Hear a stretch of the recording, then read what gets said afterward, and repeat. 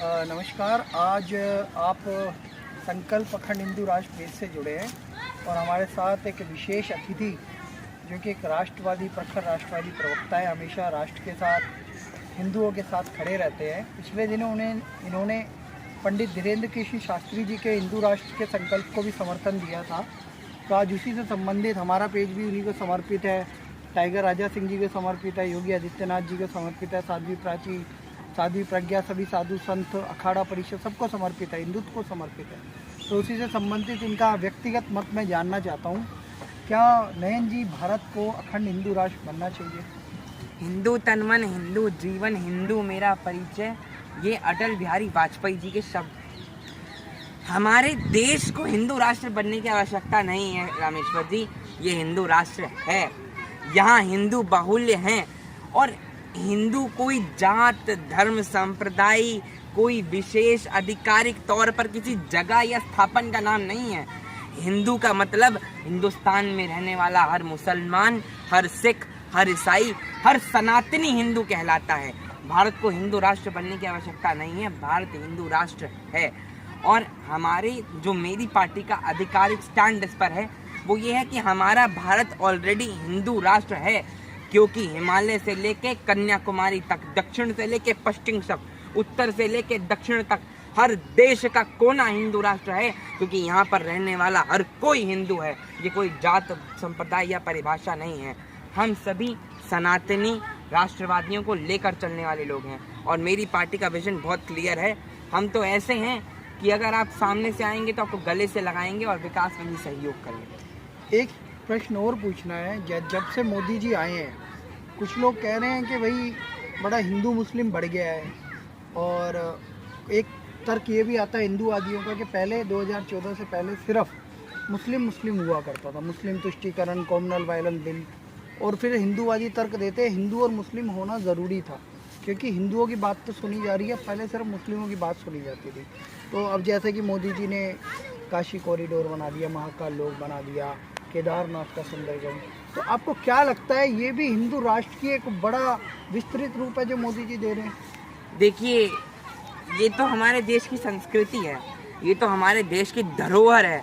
सनातन की परिभाषा केदारनाथ, उज्जैन, महाकाल, ये तो हमारे देश की धरोहर है, ये तो हमारे देश की संस्कृति है। पहले इनको दिखाया क्यों नहीं जाता था? ताजमहल पे क्यों अटकी हुई थी गाड़ी, ये तो बताइए। पहले ताजमहल पे गाड़ी इसीलिए अटकी हुई थी क्योंकि उन्हें कुछ चंद लोगों के वोट चाहिए थे। अब गाड़ी ताजमहल से आकर केदारनाथ पर इसीलिए शिफ्ट हो गई है क्योंकि यहाँ सौंदर्यकरण, विकास, देश की प्रगति, सनातन की प्रगति और पूरे देश का राष्ट्र अभिमान और अभिलाषा की प्रगति है।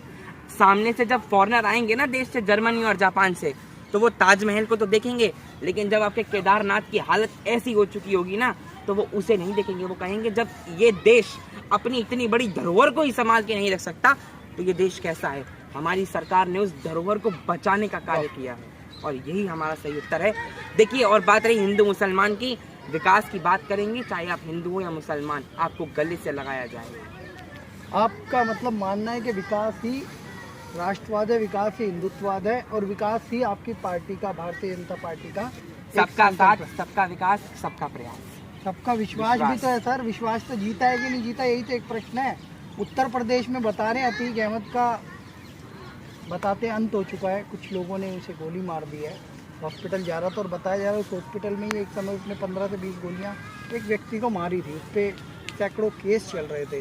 तो क्या लग रहा है, उत्तर प्रदेश में पिछले दिनों रामनवमी थी तो भाई हावड़ा में पत्थरबाजी हुई या अलग अलग राज्यों में पत्थरबाजी हुई, जैसा कि हमें देखने को मिला, गुजरात में भी हुई, महाराष्ट्र में भी हुई, लेकिन उत्तर प्रदेश में नहीं हुई। क्या ये राम राज्य स्थापित कर रहे हैं योगी आदित्यनाथ जी? राम राज्य स्थापित हो चुका है। उत्तर प्रदेश भारत का इकलौता ऐसा प्रदेश है जहां राम राज्य स्थापित हो चुका है और पूरे देश में राम राज्य स्थापित हो रहा है। और आपका जो सवाल था कि कोई भी दंगा नहीं हुआ, कुछ नहीं हुआ, देखिए, तुष्टीकरण की राजनीति उत्तर प्रदेश में 2017 के बाद खत्म हो चुकी है। वहाँ विकास, वहाँ हिंदुत्व, वहाँ पराकाष्ठा, वहाँ सौंदर्यकरण और वहाँ सही तौर पर डेवलपमेंट की राजनीति होती है, वहाँ उसे ध्यान में दिया जाता है। और हमारे उत्तर प्रदेश के मुख्यमंत्री आदरणीय श्री योगी आदित्यनाथ जी स्पष्ट कर चुके हैं, अगर आप उत्तर प्रदेश में कुछ करेंगे तो आपको उसका भुगतान देना होगा। अगर आप विकास में सहयोग करेंगे तो आपको गले से लगाया जाएगा, लेकिन अगर आप हिंसा करेंगे, कुछ करेंगे, तो आपसे भी उसका बदला और पूरा हिसाब किताब लिया जाएगा। और जो आपने अतीक अहमद का प्रश्न उठाया, देखिए अतीक अहमद बहुत बड़ा माफिया था, उसने सैकड़ों परिवारों को रौंद डाला। इससे हम और आप दोनों जानते हैं, सहमत भी हैं। लेकिन उसकी हत्या करी गई पुलिस कस्टडी में, जैसा कि देखा गया, तो वो हत्या गलत थी। किसी की कानूनी तौर पर हत्या नहीं होनी चाहिए और ऐसे तो बिल्कुल नहीं होनी चाहिए। आरोपियों को पुलिस रिमांड पर ले चुकी है, उनसे पूछताछ जारी है, कार्रवाई हो रही है, वो गिरफ्तार हो चुकी हैं, धाराओं में कार्रवाई हो चुकी है। लेकिन सही बात बताऊं तो एक ना एक दिन ऐसे रावण का अंत होना ही। लोग कह रहे हैं कि उसका वध हुआ है, और एक बात और भी सामने आ रही है सर कि ISI से उसके लिंक थे, चार्जशीट में दायर हुआ। लश्कर तैयबा से वो अच्छे संपर्क में था, पाकिस्तान से हथियार भी मंगाता था।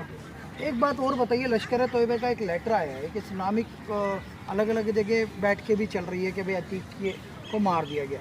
क्या आतंकी संगठन या पाकिस्तान भारत के एक माफिया का अंत होने पे इंटरफेयर करे? इसे आप कैसे देखते हैं? ये तो वही बात है कि अतीक अहमद के मरने पर, जैसे हमारे इंडिया में कुछ लोग इजराइल और फिलिस्तीन के विवाद पर सड़कों पर उतर आए थे, मैं यहाँ पर उन्हीं को दोबारा लाना चाहता हूँ। देखिए, हमारे देश का मुद्दा है, उसने वो नहीं जानते कि उन्होंने पाकिस्तान, अगर वो यही अतीक अहमद पाकिस्तान में होता ना, तो लोगों को पता चलता उसने क्या कहर ढाया था। मैं प्रयागराज चुनाव प्रचार में जा चुका हूँ, उत्तर प्रदेश चुनावों में 2022 में सहारनपुर और प्रयागराज गया था। मुझे पता है कि अतीक अहमद का खौफ क्या था वहाँ पे। योगी जी के आने के बाद ये 90% खत्म हो चुका था, लेकिन जो उसकी हत्या हुई, मैंने कहा गलत था। लेकिन जो आप लश्कर तैयबा इनकी बात कर रहे हैं, आज मैं सुबह देख रहा था, हमारे गृह मंत्री माननीय श्री अमित शाह जी लाइव थे आज तक पर, कर्नाटक चुनाव से रिलेटेड वो बात कर रहे थे। उन्होंने स्पष्ट कहा है, अगर आप कुछ भी करेंगे देश के साथ या देश के विरोध में, तो आपको बख्शा नहीं जाएगा। योगी जी की भाषा में कहूँ तो मिट्टी में ही मिलाया जाएगा। मतलब मिट्टी में रगड़ देंगे। मुख्तार अंसारी का नंबर कब है, ये बता दीजिए। देश विरोधी जो भी होगा उसे मिट्टी में रगड़ा जाएगा। लेकिन यहाँ पे अतीक अहमद की बात नहीं है, क्योंकि उसे किसी और ने मारा है, कार्रवाई जारी है, इंसाफ मिलेगा। अच्छा, धीरेन्द्र जी शास्त्री जी के समर्थन करते हैं, वो कह रहे हैं कि तुम मेरा साथ दो, मैं तुम्हें हिंदू राष्ट्र दूंगा। और आपके सपनों का हिंदू राष्ट्र कैसा होना चाहिए? बस एक आखिरी सवाल है इसका जवाब। पहले तो आपका मुख्तार अंसारी का जो प्रश्न था उस पर मैं जवाब दे देता हूँ। मुख्तार अंसारी एक बहुत बड़ा माफिया है, बहुत बड़ा डॉन है, था मतलब, अब उसका साम्राज्य बिल्कुल खत्म हो चुका है। देखिए, उनके नाना को सब जानते हैं, उनके चाचा को सब जानते हैं। हमेशा ऐसा नहीं होता कि अपराधी का बेटा अपराध करता है, हमेशा ऐसा नहीं होता कि अपराधी का बेटा प्राइम मिनिस्टर बन जाता है। वैसे ही अगर उनके नाना ने काफ़ी अच्छे काम किए, उनके चाचा देश के पूर्व उपराष्ट्रपति रहे 10 साल तक, हामिद अंसारी जी, तो हमें उन्हें देखना चाहिए। लेकिन अगर उनका कोई भी गलत कार्य करता है, गलत किरदार करता है, तो हम उसे बख्श नहीं सकते। कानूनी तौर पर प्रक्रियाएं जारी हैं, कानून है, संस्थाएं हैं, जुडिशरी है।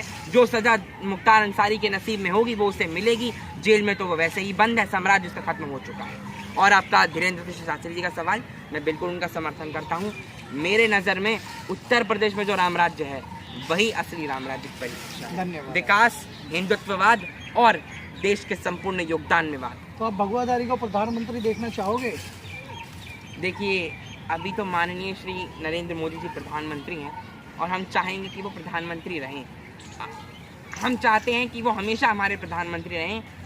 लेकिन भारतीय जनता पार्टी इकलौती ऐसी पार्टी जो कार्यकर्ता को कहां से कहां तक पहुंचा दे, वे खुद नहीं जान पाता। इस पे तो मैं कुछ नहीं कहूँगा, ये हाईकमान का फैसला है। लेकिन इस समय देश के सबसे लोकप्रिय मुख्यमंत्री शायद योगी आदित्यनाथ जी हैं। बहुत बहुत धन्यवाद।